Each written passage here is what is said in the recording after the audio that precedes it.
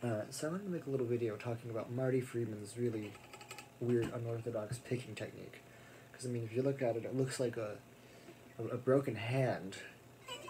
And you know, people see it and they're like, what in the heck? That's the weirdest way I've ever seen someone pick. How does he even pick like that? How do you pick so fast when your hand looks deformed?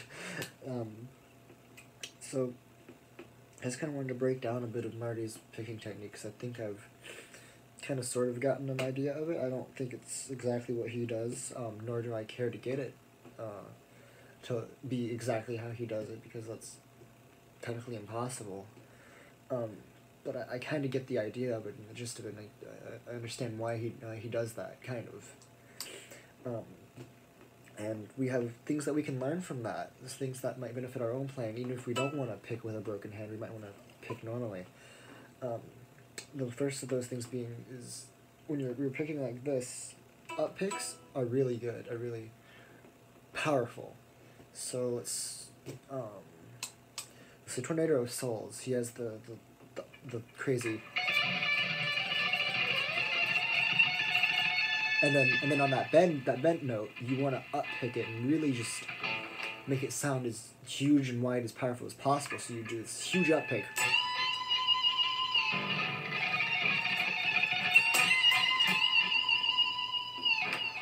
So that's one of the benefits, is, you know, up picks are very, very harsh and have a lot of punch to them. You know, really on the high E, because you can just go from all the way down here, hit the note as hard as you can.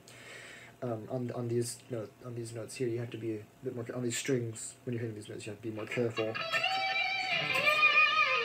to not hit a note, a string accidentally, not on the other strings accidentally. But that's one of the things. And you know, you don't want to pick like this. We'll just work on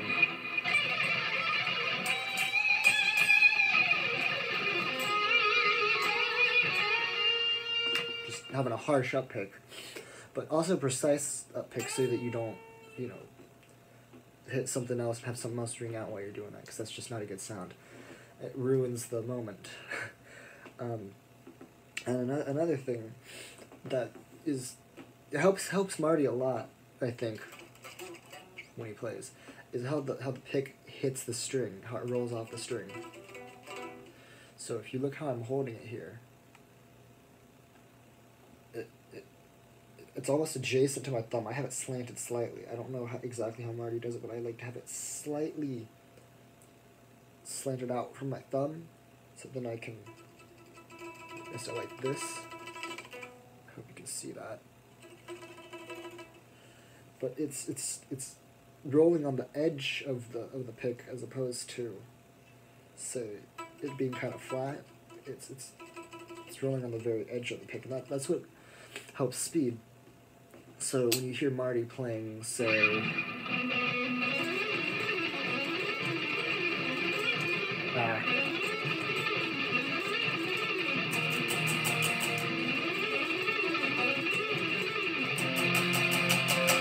know, you think, wow, that's like fast alternate picking, but he's having such a weird technique. Well, it's because he's letting the pick roll across the string really easily, actually. And that kind of helped me figure out a method of picking, you know, normally, to help me get really fast, and that's to hold the pick to where it rolls adjacent to the string, like this. So it builds a lot of speed, because the pick angle, I think, has a lot to do with your speed on the guitar. Of course, you have to have good hand synchronization and good tension in your fretting hand. Pick angle is a lot, because if you try having it flat, you're not going to get that much speed. But if you curve it a little bit, a bit better. If you go all the way out here, if you want this sound, these do have their advantages and disadvantages.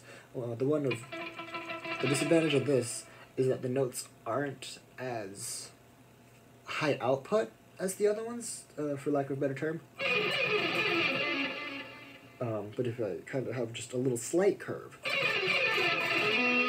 there's a naturally harsher sound there, naturally louder sound, because a lot more of the pick is hitting the string as opposed to that.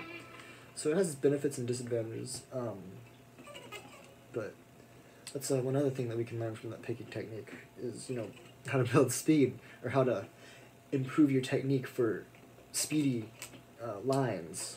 You know. So that's some of the things that I've really picked out from his picking technique. And also, some people think it looks weird, but I personally think it does look kind of cool. And I've had some other friends say it looks cool too, so I know Marty said he's, you know, very insecure about his picking technique, so it's actually really cool looking in my opinion. And one last thing that's pretty helpful with this picking technique is you don't mute the notes as much. So say you're playing, you know, a major scale. There's a lot of muted notes there. And of course, I try to eliminate that by raising my hand up a bit, anchoring it, raising it up a bit like that. But what Marty does is, you know, he doesn't have anything on the bridge at all. I don't quite know exactly how he's muting everything. For my sake, I have a fret wrap up here because I'm horrible at muting open the strings. Just so I can demonstrate in this video when I actually play this kind of stuff, I won't use this picking technique. I'll use what I've developed. But you can have the clearest notes when you do this, and I usually do this for slow playing.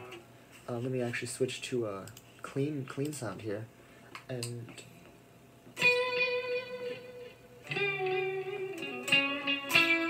there's no muted notes as opposed to.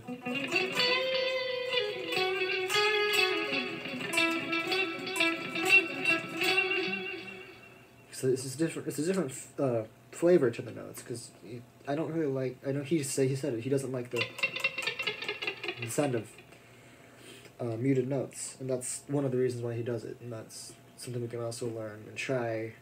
I try my best to do something similar, having my hand like this, so I don't mute the notes. But then again, there are problems with that, as in string muting is really hard. So that's really all the technical things I have to say about Marty's picking technique. I just thought it'd be a cool little thing to break down, and maybe you learned a thing or two from it. But I think the final thing that we all can learn from this is that there's no correct technique. If you go to your guitar teacher and he says, okay, picking this way is the only correct way, do it any other way, you're wrong, that's not true. The best way to pick stuff is to do it however it feels comfortable to you.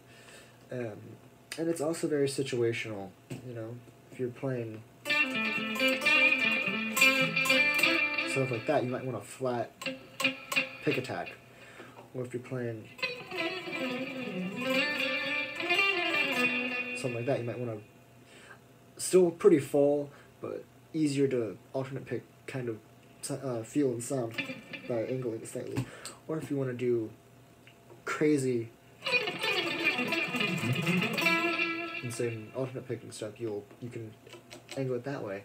It's all very situational and all very much up to the player, whatever sound he wants to hear out of it, or what's most comfortable to you. Because if you know, you see a guy playing like this, but it's not comfortable to you, then don't do it. I personally have found it fairly comfortable, oddly enough.